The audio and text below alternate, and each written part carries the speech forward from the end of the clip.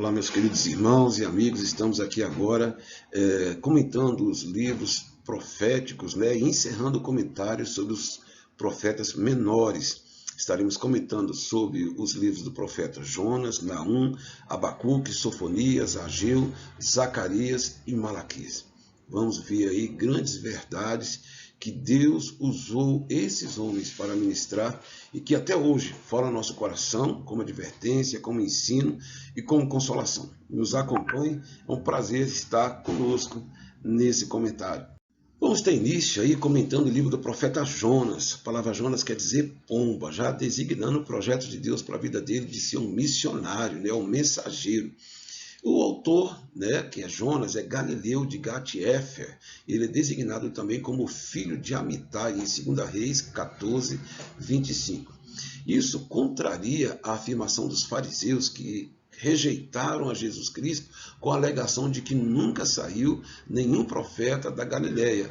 E Jonas, esse famoso profeta, era da região da Galileia. Ele profetizou durante o reinado de Jeroboão II, após o ministério de Eliseu. Comentando agora sobre o livro, a primeira coisa é que Jonas é um dos profetas cuja mensagem não é direcionada para judeus. Sua mensagem é focada para os assírios. A Assíria é um grande império e que tem como capital Nínive, Por isso ele é considerado o missionário do Antigo Testamento, tendo como missão pregar uma mensagem de arrependimento junto a esse povo gentio. Por isso, o tema desse livro é o amor de Deus para com os gentios, revelado para lhes enviar um profeta. Então, o amor de Deus para com os gentios é revelado a ponto de Deus lhe enviar um profeta.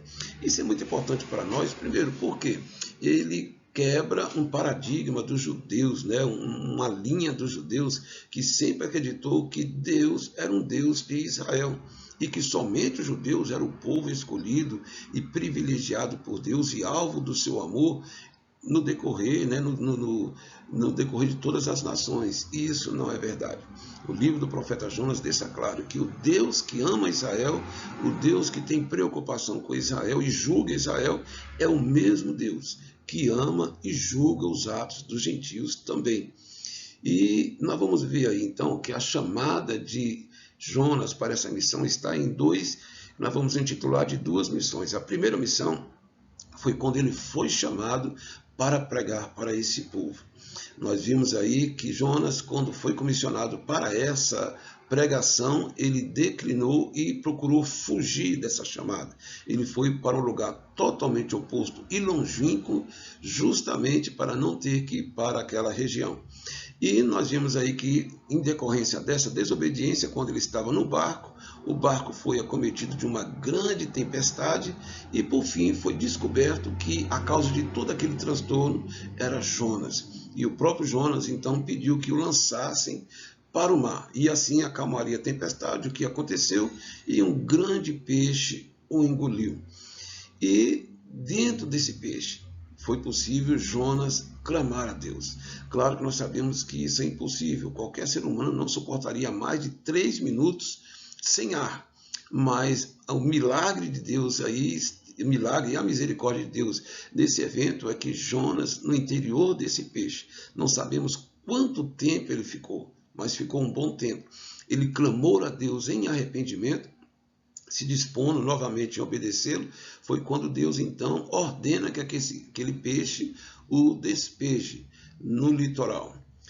Sabemos que Nínive fica a centenas de quilômetros do litoral. Então, Jonas foi despejado naquele litoral e teria que andar centenas de quilômetros até chegar na capital, que é Nínive. E aí nós vamos ver agora o segundo aspecto da sua missão, que é pregar uma mensagem de denúncia e juízo sobre Nínive.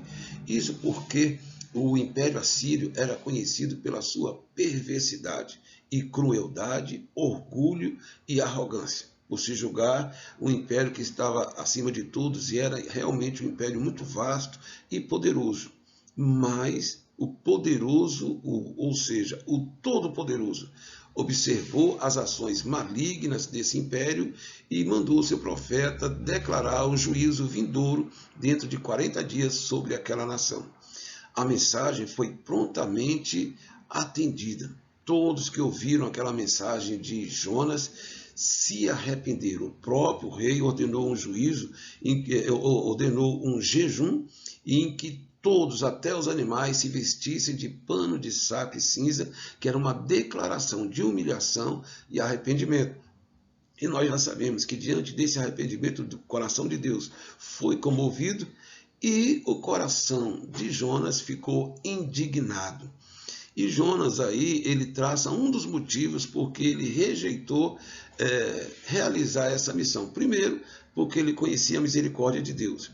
E Jonas, movido por um sentimento nacionalista, e não de um amante de almas, né? Não de uma pessoa que tivesse a mente e o pensamento de Deus com relação aos seres humanos, ele se deixou levar por um pensamento nacionalista e ele sabia que a Assíria traria grande mal sobre Israel, então ele não queria pregar para aquele povo. E uma das razões pela quais ele declarou para Deus que não iria pregar é justamente porque ele já sabia que se aquele povo se arrependesse, Deus também mudaria o seu juízo contra aquela nação, e ele não queria isso. Então, revela uma fraqueza do profeta, né? E uma das coisas, das curiosidades pelas quais Deus usou essa situação de transtorno para abençoar os ninivitas, é porque eles tinham uma tradição que eles adoravam um Deus peixe, eles tinham uma tradição de que um dia esse Deus peixe haveria de se manifestar ao seu povo, né, os ninivitas, com um profeta, com uma mensagem, né, para aquele povo. E o fato de ter sido conhecido que ele foi despejado, né, através da boca de um peixe, trouxe mais impressão ainda ao povo ninivita, que fez com que eles aceitassem a mensagem do profeta. O profeta ficou indignado com a bênção de Deus, né, e Deus ter suspendido o seu juízo. E ali ele teve um diálogo com Deus, em que Deus deixou claro o seu amor para com mais de 120 mil almas que não tinha discernimento espiritual. E o livro de Jonas, então, vai se tornar célebre por todo esse conjunto de acontecimentos. Nós vemos aí dois pontos básicos na história de Jonas, o alegórico e o literal. O ponto de vista alegórico afirma que essa história é um mito, que isso nunca aconteceu, mas que só tem aplicações espirituais. O segundo ponto de vista reconhece esse evento de Jonas como histórico. E temos dois argumentos aí. Primeiro, ele é apresentado como verdadeiro, referindo-se ao povo e aos lugares antigos específicos. Não há indicação de ser fictícia. Nós temos aí, então, dados históricos, que é a existência dessa nação, a realidade cultural dessa nação, a sua perversidade, e temos um segundo elemento, que esse é o mais importante. Jesus se referiu a Jonas, e o fato dele ter estado no interior de um peixe por 3 dias e 3 noites, como uma figura do que aconteceria com ele também, em que o Senhor morreria, mas no terceiro dia haveria de ressuscitar. Isso prova de que esse evento, apesar de que para nós está fora do comum alguém ficar no interior de um peixe por tanto tempo e ainda sobreviver, Jesus provou que isso é possível. Para Deus, tudo é possível. Vamos agora ao comentário do nosso próximo livro. Livro agora do profeta Miqueias. A palavra Miqueias quer dizer quem é como Deus. Ele é natural de Moresete Gate, aldeia cerca de 20 milhas ao sudoeste de Jerusalém. Ele era um profeta do campo, ele não era nascido em Jerusalém. Ele profetizou durante os reinados de Pecaías, Peca e Oséias em Israel e de Jotã, Acás e Ezequias em Judá. Ele profetizou tanto para Judá como para Israel, prevendo o cativeiro dos 2 reinos. Isso é muito importante. A maioria dos profetas atuam numa região específica, ou para as 10 tribos da região do norte, ou para a região do sul, que era Judá, com capital em Jerusalém. ele profetizou na mesma época do profeta Isaías, e nós vamos notar uma grande semelhança nas suas profecias, inclusive com relação tanto ao Reino do Norte como ao Reino do Sul. Como os demais profetas, a sua pregação pode ser dividida em denúncia e consolação. Lembrando que denúncia é Deus se reportando com relação ao aspecto espiritual da nação, declínio espiritual, injustiça e, no contexto da denúncia, também o juízo de Deus. Nesse caso, o juízo de Deus seria tanto a destruição do Reino do Norte como do Reino do Sul. O Reino do Norte seria destruído pela Assíria e o Reino do Sul seria destruído por Babilônia. E no caso da consolação, o mesmo Deus que prevê o castigo e a destruição prevê, porque faz parte do seu projeto, a restauração da nação de Israel. Tanto na restauração política, né, que é o seu povo novamente em paz na sua terra, como espiritual, é o seu povo em paz com Deus, através do espírito de obediência. A profecia de Jeremias sobre a destruição de Jerusalém foi prevista por Miqueias também e influenciou o livramento de Jeremias. Então, como Miqueias é anterior a Jeremias, quando Jeremias profetizou a semelhança de Miqueias a destruição de Jerusalém, isso fez com que o rei não o prendesse, o livrasse, né? E nós temos aí o tema desse livro: Israel destruído pelos chefes falsos e salvo pelo chefe verdadeiro, que será o Messias. Então, esse livro de Miqueias é um livro muito profundo. Várias passagens de Miqueias são citadas em vários livros da Bíblia Sagrada, reforçando a natureza e a importância desse livro para o leitor das Escrituras. Temos agora o profeta Naum. O autor é nativo da aldeia de El-Kosh, na Galileia, cidade de Cafarnaum, segundo o que se acredita. Inclusive, a palavra Cafarnaum, que foi a residência de Jesus, quer dizer aldeia de Naum. Por isso que é apontada, né, como local de nascimento do profeta, né? A atuação de Naum foi durante o reinado de Ezequias. Ele foi testemunha do sítio de Jerusalém por Senaqueribe. Vemos aí que o tema do livro é destruição de Nínive. Mais de 100 anos já havia passado desde a missão de Jonas, que pregou para Nínive. Nínive se arrependeu, mas no decorrer dos anos, aquele temor foi deixado para trás e Nínive voltou à prática das suas perversidades. E agora a mensagem do profeta é um vaticínio, um juízo de Deus agora irrevogável. Chegou ao seu limite e Deus determinou a destruição de Nínive. São dois impérios que tiveram juízo de Deus de forma totalmente destruidora. Nínive e Babilônia, esses dois impérios tiveram vaticínio de Deus, né, um juízo de que nunca, jamais seriam levantadas, e essas profecias realmente aconteceram. Tanto o império da Assíria como o império da Babilônia nunca mais se levantaram. Nós vimos aí que um versículo muito importante está aí vaticinado pelo profeta: ai da cidade ensanguentada, ela está cheia de mentiras e de rapina, não se aparta dela o roubo. Então, a tolerância de Deus sobre Nínive havia chegado ao seu máximo e agora está declarada a sua destruição. O que aconteceu depois? Temos agora o terceiro profeta, que é o profeta Abacuque.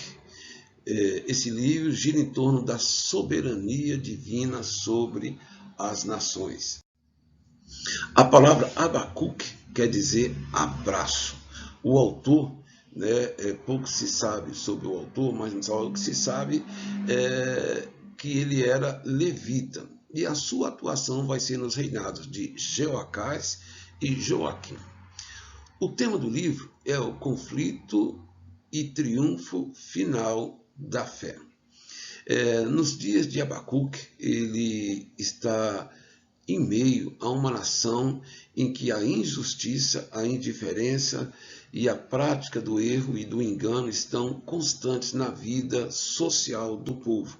Um povo que conhecia a palavra de Deus, que tinha os oráculos de Deus, que tinha advertências de Deus dadas através de vários profetas, continuava na sua dureza de coração. E ele está alarmado com duas coisas. Primeiro, com esse contexto social. Ele está indignado com um povo que conhece a palavra de Deus e se dá à prática de tanta coisa má, a tanta desobediência. Ele questiona esse estado diante de Deus, mas ao questionar esse estado da nação e clamou pelo exercício da justiça de Deus em meio a esse povo indiferente, ele fica alarmado que Deus irá castigar Israel. Mas Deus irá castigar Israel através de Babilônia. E para o profeta isso é estarrecedor, porque um povo que está dado à impiedade será castigado por um povo mais ímpio do que ele. E é este o questionamento do profeta, o fato de Deus levantar uma nação ímpia para castigar o seu povo. E por isso ele vai buscar em Deus a direção, uma solução sobre uma resposta sobre essa situação alarmante. É quando Deus então lhe revela os seus propósitos. E assim ele acaba aceitando a forma de Deus trabalhar com Israel.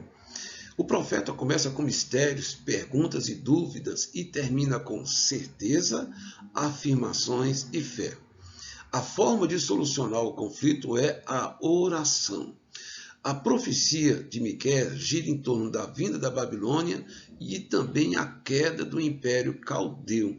Isso é importante para nós, sabermos a onisciência de Deus, a onipotência de Deus, porque tanto Jeremias, como Isaías, como Miqueias e também Abacuque, eles preveem realmente que Babilônia será um grande império e que levará o povo de Israel cativo. Mas todos eles preveram também que a mesma Babilônia que se tornou poderosa, que foi usada por Deus para castigar Israel, e apesar de ser um império tremendamente poderoso, eles preveram a destruição desse império. E isso como juízo de Deus. Por isso, o tema desse livro é o conflito e triunfo final da fé.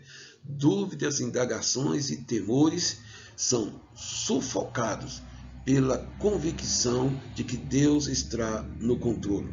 Temos aí duas profecias muito conhecidas do profeta. Primeiro, essa que está lá em Abacuque 2,4. Eis o soberbo, a sua alma não é reta nele, mas o justo viverá pela sua fé. Inclusive, essa frase aí do profeta foi que impulsionou a conversão de Martinho Lutero, o grande reformador. O justo viverá pela sua fé. E temos também aí uma expressão, uma poesia muito conhecida do profeta Abacuque. Ainda que a figueira não floresça, nem haja fruto na vide, o produto da oliveira minta e os campos não produzam mantimento.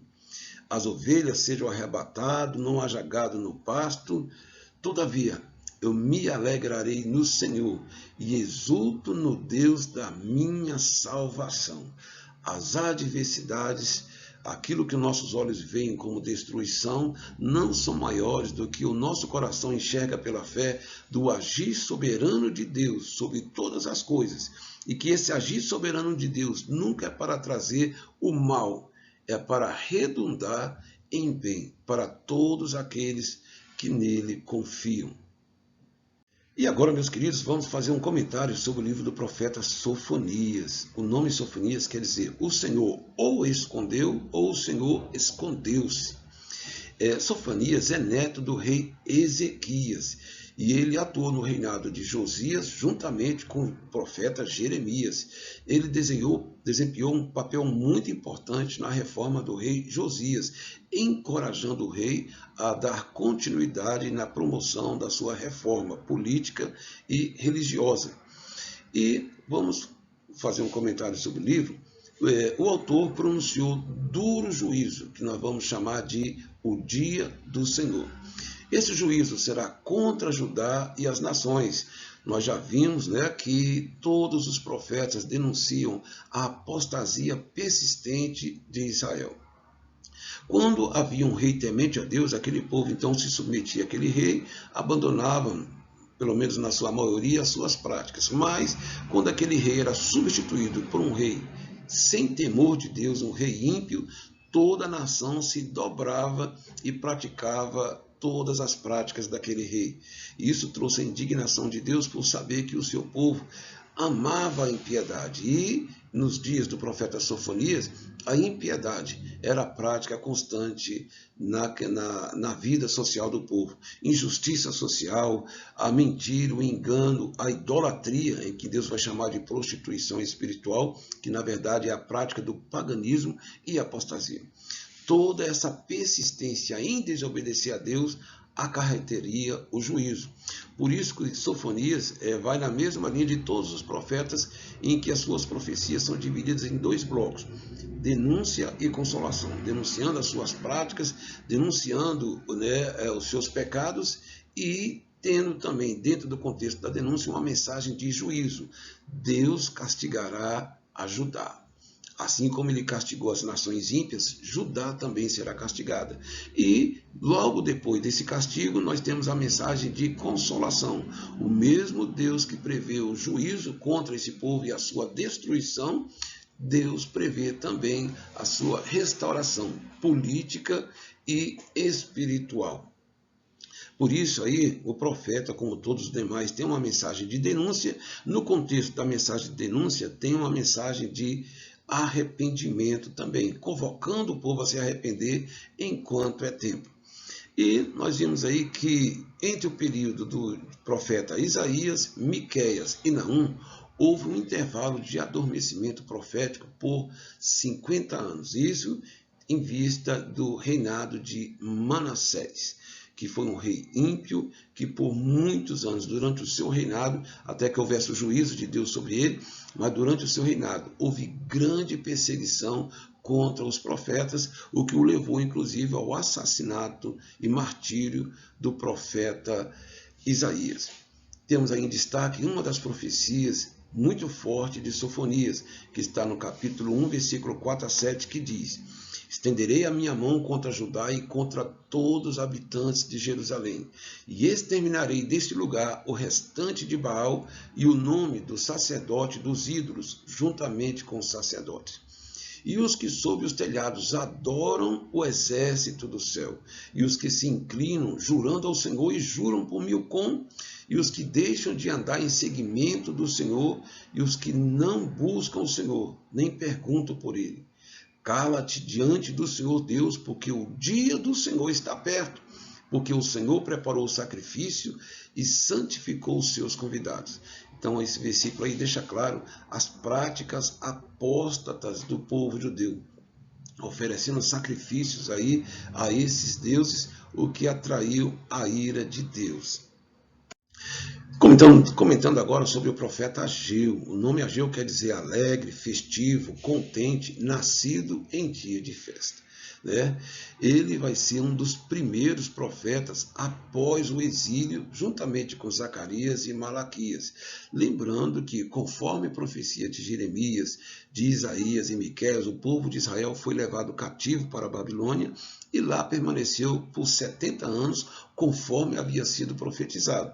Ao regressar, então, para a sua nação, o povo de Israel, que havia sofrido duramente ali na Babilônia, agora regressou com grande alegria e uma grande motivação espiritual, abandonando em definitivo a idolatria e voltaram agora dispostos a recomeçar uma nova fase com Deus. E para isso, uma das prioridades foi a reconstrução do templo, o que eles fizeram lançando os fundamentos do templo.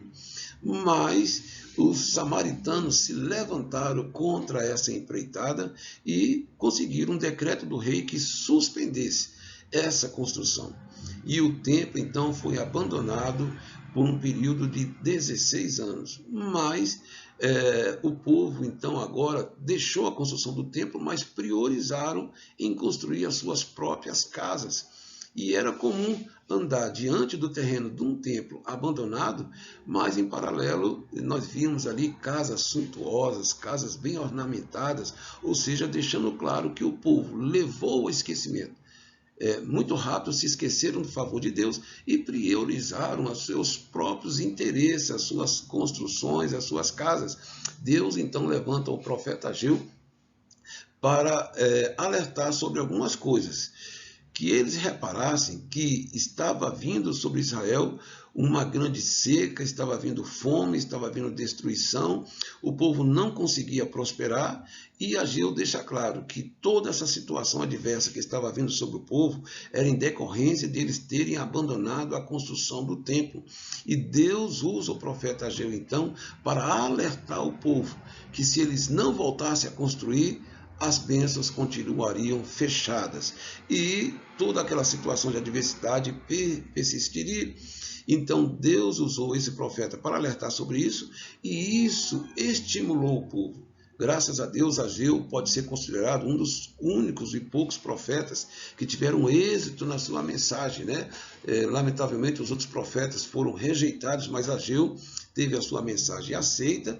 O povo então se prontificou, o governador de Israel, todo o povo, como se fosse um único povo, se dedicou então à reconstrução do templo. E o povo, muito animado, então, se voltou para construir o templo. E quando o templo, então, vai ser reconstruído, e não segundo aquele primeiro templo, que teve toda aquela glória, né? Uma grande quantidade de ouro.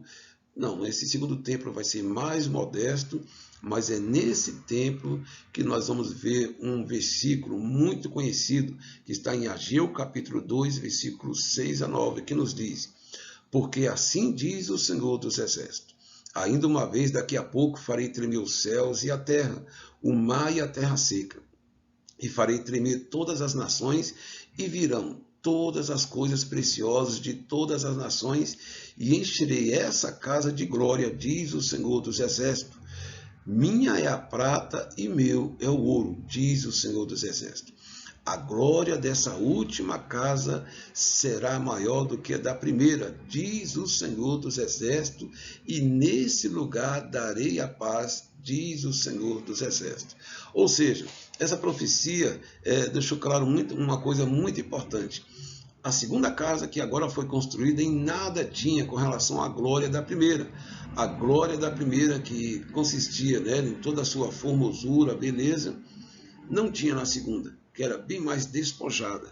Mas Deus, através do profeta, encoraja: olha, essa casa, que é bem mais simples e mais despojada, a glória dela vai ser maior, porque nessa casa darei a paz.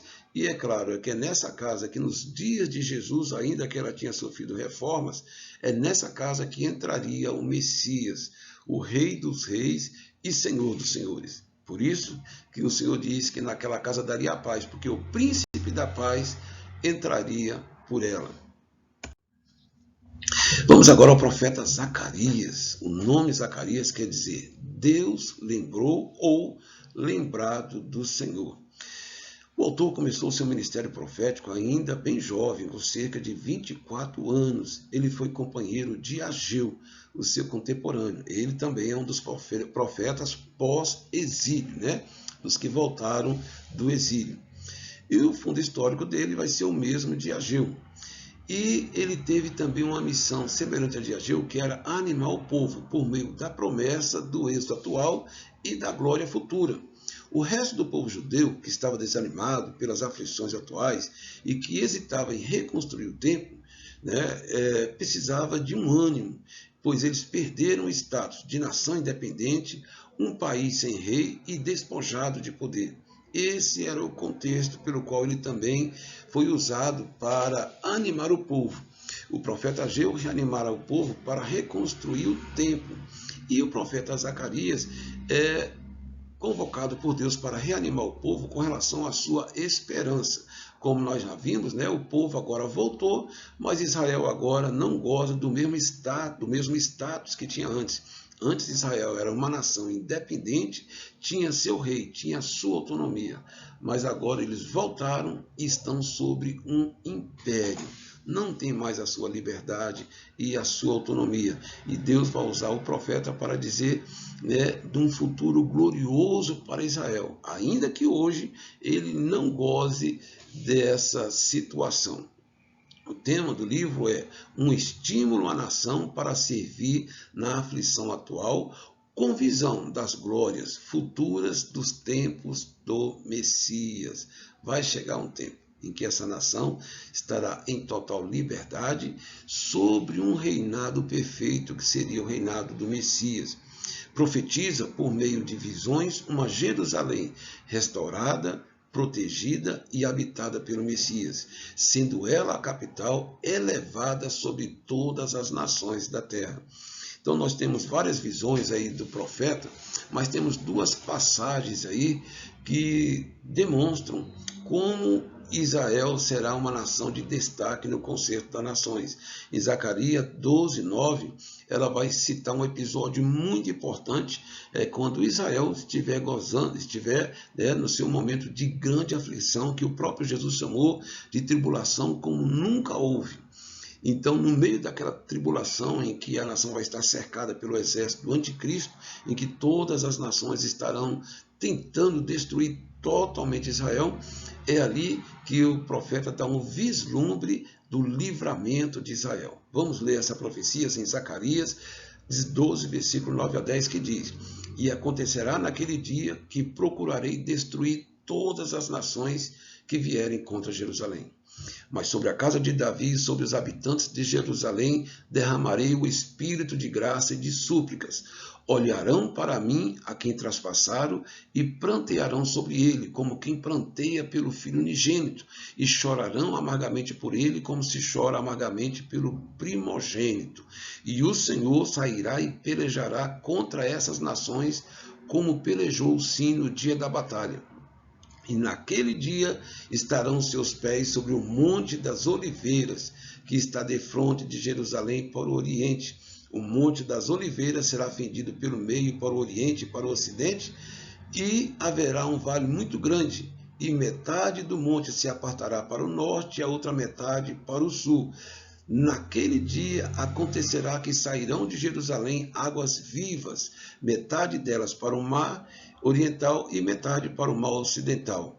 Ou seja, nós vemos uma profecia aí, duas profecias, em que o próprio Deus pelejará nesse dia terrível, protegendo Israel da destruição total, e o próprio Senhor se manifestará sobre o Monte das Oliveiras, trazendo esse grande livramento.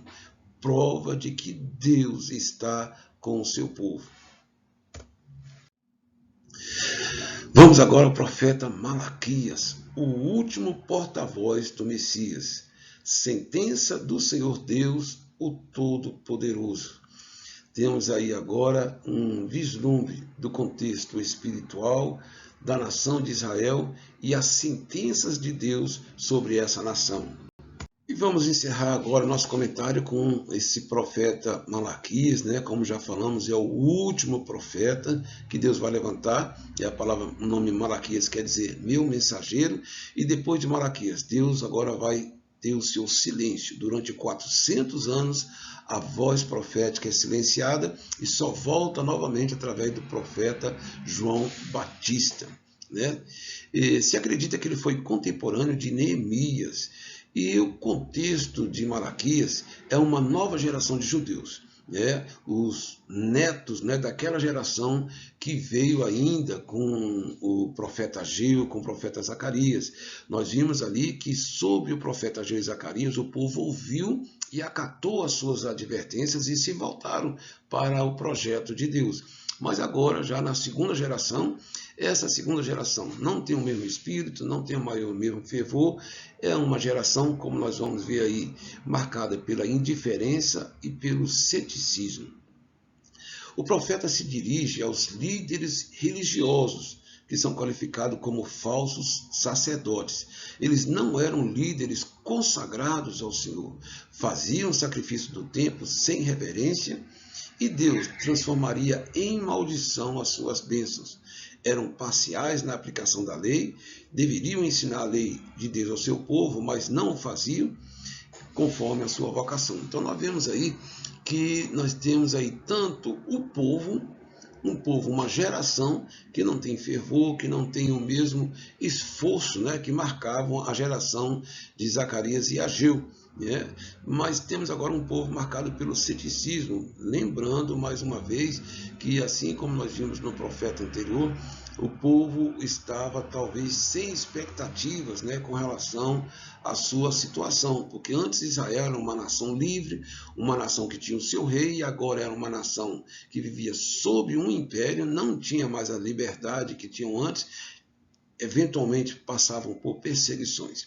E Malaquias agora vai ser usado por Deus para lançar uma denúncia contra principalmente contra os líderes do seu povo, sacerdotes e líderes que não tinham o temor e o amor a Deus. E nós vamos ver aí várias expressões de ironia, né, do próprio povo contra Deus, que demonstram o quanto eles estavam afastados desses ideais. Apesar de serem líderes, apesar de serem sacerdotes, vai ficar claro que estavam sendo rejeitados por Deus. E no contexto da sua denúncia contra esse povo, Deus deixa claro que havia um pequeno remanescente, um pequeno grupo que temiam ao Senhor. Por isso a profecia de Malaquias ele tem um caráter duplo: o julgamento de Deus, né, sobre os que não temem no meio do seu povo, e a glória que deveria estar reservada para aqueles que o temiam. E ali ele vai vaticinar o julgamento final e a separação entre os que servem a Deus e os que não servem a Deus. Os que servem a Deus perseveravam nesse serviço, nesse temor, e hão de desfrutar da glória de Deus. E os que não servem hão de desfrutar do juízo de Deus. Temos uma profecia muito importante para aqueles que temiam a Deus, que diz: mas para vós outros que temeis o nome do Senhor, nascerá o sol da justiça, trazendo salvação.